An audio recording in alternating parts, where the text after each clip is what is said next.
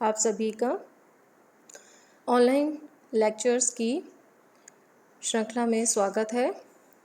सबसे पहले मैं सभी फर्स्ट ईयर के स्टूडेंट्स का वेलकम करना चाहूँगी और फर्स्ट ईयर के ऑनलाइन लेक्चर्स का ये फर्स्ट लेक्चर इसमें कि मैं स्टार्टिंग का topic scalar and vector fields के बारे में बताऊंगी और जो कि आपकी इलेक्ट्रोमैग्नेटिक बुक का फर्स्ट चैप्टर है। अब इस लेक्चर में हम इन सभी टॉपिक्स को पढ़ने वाले हैं, जिसमें कि सबसे पहले हम स्केलर फील्ड और वेक्टर फील्ड के डेफिनेशंस को पढ़ेंगे। फिर देन हम स्केलर फील्ड के रिप्रेजेंटेशन को, वेक्टर फील्ड का रिप्रेजेंटेशन किस तरीके से होता है, और फिर उसके बाद हम स्केलर फंक्शन के ग्रेडियंट के बारे में पढ़ेंगे। तो अब सबसे पहले शुरुआत करते हैं फील्ड के बारे में। तो फील्ड क्या है? तो फील्ड जो है वो एक स्पेस ही है जिसमें हम बहुत सारी, यानी कि हम कह सकते हैं बहुत सारी, मतलब कि जितनी भी फिजिकल क्वांटिटीज़ हैं उनको हम रिप्रेजेंट कर सकें उनके डिफरेंट पॉइंट्स से। जैसे यहाँ पर मैं आपको बताऊँ, ये रहा कि in which physical quantity is expressed. साथ ही हम उस फिजिकल क्वांटिटी के इफेक्ट के बारे में स्टडी कर सके उस स्पेस के विभिन्न पॉइंट या ईच पॉइंट पर, तो वो फील्ड कहलाता है।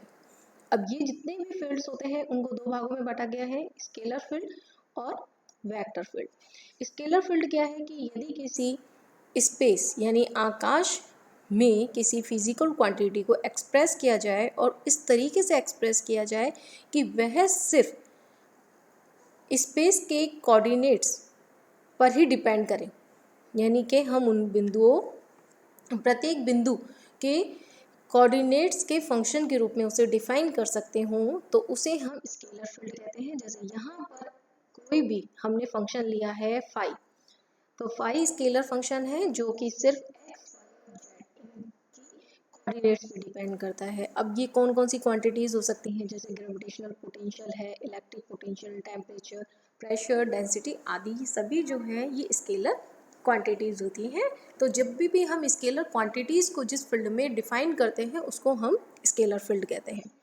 इसी तरीके से जब हम किसी वेक्टर क्वांटिटी को डिफाइन करते हैं जिसमें कि हम उसकी डायरेक्शन, मैग्नीट्यूड के साथ डायरेक्शन की भी बात करते हैं, तो इसी तरीके से जब हम किसी वेक्टर फील्ड की बात करते हैं तो एक ऐसा स्पेस जिसमें वेक्टर फिजिकल क्वांटिटीज जो है, यानी कि सदिश भौतिक राशियों को रिप्रेजेंट करने किया जाता है, वही इस पॉइंट्स ऑफ कोऑर्डिनेट्स के द्वारा। ठीक है, लेकिन यहाँ पर अब आपको दिखाई दे रहा है ये तीर का निशान।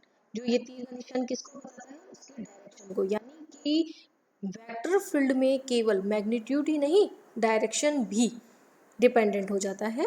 और इसके एग्जाम्पल है gravitational field, electric field, magnetic field etcetera, जो है ये सभी वेक्टर फील्ड यानी कि सदिश क्षेत्र होते हैं। अब इनको हम रिप्रेजेंट किस तरीके से करेंगे, तो पहले हम बताते हैं स्केलर फील्ड के रिप्रेजेंटेशन के बारे में। जो स्केलर फील्ड है उनको हम इस तरह से, जैसे कि ये हमारे पास मूल बिंदु है O, तो इससे अगर हम कुछ दूरी पर इस तरीके से पृष्ठ का निर्माण करें, जो कि किस तरीके से निर्माण किया गया है कि यदि हमारे पास इस सेम उस अदिश राशि की जो मान है, अदिश राशि का जो वैल्यू है, वो अगर सेम हमें सब सेम बिंदु वाले जितने भी पॉइंट्स हैं उन सबको हमने इस तरीके से एक पृष्ठ के रूप में शो कर दिया। तो S1 जो हमारे पास है वो एक पृष्ठ को दिखा रहा है, मान लीजिए। इसी तरीके से हमने एक दूसरा लिया जो कि S2 को दिखा रहा है, तो ये दोनों क्या हो गए? स्केलर फील्ड कहलाते हैं। ठीक है, और साथ में ही अब इन फील्ड की, इन सरफेसेस की प्रॉपर्टी क्या है? प्रॉपर्टी ये है कि इन पर उस स्केलर क्वांटिटी की वैल्यू क्या है? सेम है। तो इनको फिर हमने नाम दिया है सरफेस, जिन पर की स्केलर फील्ड की वैल्यू क्या होती है? सेम होती है, कांस्टेंट होती है। और ये जो सरफेसेस हैं इनको हम स्टडी करके हम स्केलर फील्ड के बारे में जान सकते हैं, जैसे कि इक्विपोटेंशियल सरफेस होती हैं जिसको हम इलेक्ट्रोस्टैटिक पोटेंशियल के लिए निकालते हैं। इसी तरीके से हमारे पास आइसोथर्मल क्रॉस सेक्शंस करते हैं, तो उसके अगर हम क्रॉस सेक्शंस लेते हैं तो हमें आइसोथर्मल क्रॉस सेक्शंस मिलते हैं, ठीक है। और साथ में जो ये इक्विस सरफेसेस होती है, इनकी एक खास बात क्या है कि ये एक ही डायरेक्शन में, या तो इंक्रीज साइड यानी एक से दूसरे पृष्ठ पर जाओगे तो उसकी वैल्यू बढ़ेगी, या फिर दूसरा डिक्रीज होगी यानी कम होगी, या फिर कांस्टेंट रहेगी, यानी इस तरीके से इनकी ये प्रॉपर्टीज हैं। अब साथ में ही जो ये स्केलर फील्ड है उनकी क्या क्या प्रॉपर्टीज होती है उनके बारे में हम देख लें। पहली प्रॉपर्टी है कि जो स्केलर फील्ड है वो सिंगल वैल्यूड फंक्शन होते हैं, यानी कि किसी एक बिंदु पर स्केलर क्वांटिटी की वैल्यू भी क्या होगी, सेम होगी, और जिसकी वजह से हमारे पास जो इक्वी स्केलर जो सरफेसेस हमें मिलती हैं वो एक दूसरे को कट नहीं करती हैं, ओके। और तीसरी जो इसकी प्रॉपर्टी है वो है कि स्केलर फील्ड जो है उनको जनरली हम स्केलर फंक्शन कंटिन्यूअस फंक्शन के द्वारा ही रिप्रेजेंट करते हैं। सेकंड आता है हमारे पास वेक्टर फील्ड के लिए। अब वेक्टर फील्ड की जब हम बात करते हैं तो उसमें मैग्नीट्यूड के साथ साथ डायरेक्शन भी हम काम में लेते हैं, तो इसलिए जब भी हम वेक्टर फील्ड के रिप्रेजेंटेशन की बात करते हैं तो हम डायरेक्शंस को छोड़ नहीं सकते। तो जो वेक्टर फील्ड्स हैं इनको हम कर्व लाइन के थ्रू रिप्रेजेंट करते हैं, जिनको कि हम लाइन ऑफ फोर्स भी कहते हैं। साथ ही इन लाइन ऑफ फोर्स यानी बल रेखाओं पर यदि हम स्पर्श रेखा खींचें तो वो उस सदिश क्षेत्र की दिशा को व्यक्त करते हैं, और कोई भी जो ये बल रेखाएं हैं उनकी डायरेक्शन में जो फील्ड या जो लाइन ऑफ फ्लो है उसको हम फ्लक्स लाइन भी कहते हैं।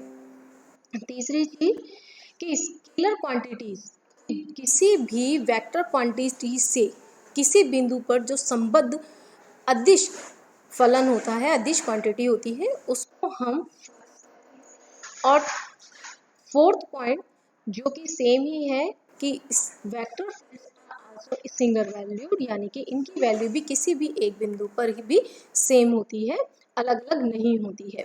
अब फ्लक्स क्या है? फ्लक्स की परिभाषा अगर हम सिंपल भाषा में देना चाहें तो बल रेखाओं के लंबवत परपेंडिकुलर लंबवत एकांक क्षेत्रफल से गुजरने वाली बल रेखाओं की संख्या फ्लक्स कहलाती है, जिसका मैग्नीट्यूड जो है वो इस तरीके से इस फॉर्मूले के द्वारा दिया जा सकता है, और यहाँ पर जो फाई है उसको हम किसी भी वेक्टर क्वांटिटी के फ्लक्स के रूप में लेते हैं। अब थर्ड जो हमारे पास इम्पॉर्टेंट चीज़ आती है वो है gradient of a scalar function, कि किसी भी अदिश फलन की प्रवणता क्या होती है।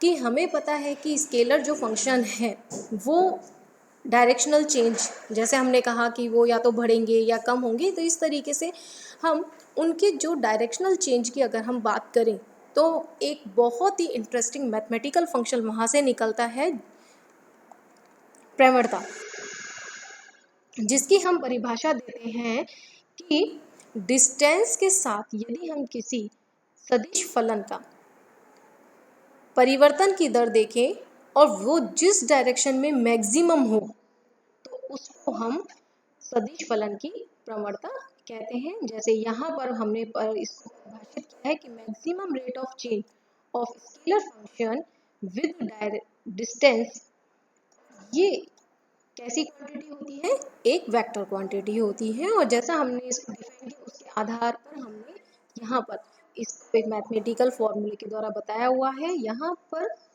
एन कैप जो है वो यूनिट वेक्टर है perpendicular to the equiscalar surface in scalar field, ठीक है।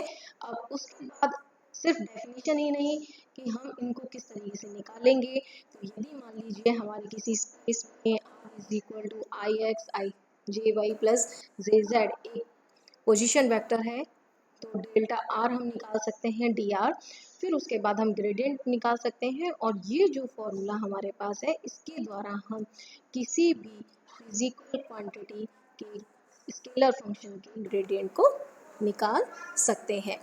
ठीक है, आगे के जो फर्दर हमारे लेक्चर होंगे वो इसी इन्हीं टॉपिक्स को, स्केलर वेक्टर क्वांटिटीज़ के टॉपिक को कंटिन्यू करते हुए होंगे। तो आप जरूर इन्हें स्टार्टिंग टॉपिक्स को मिस ना करें और अच्छे से पढ़ें। Thank you so much and best of luck.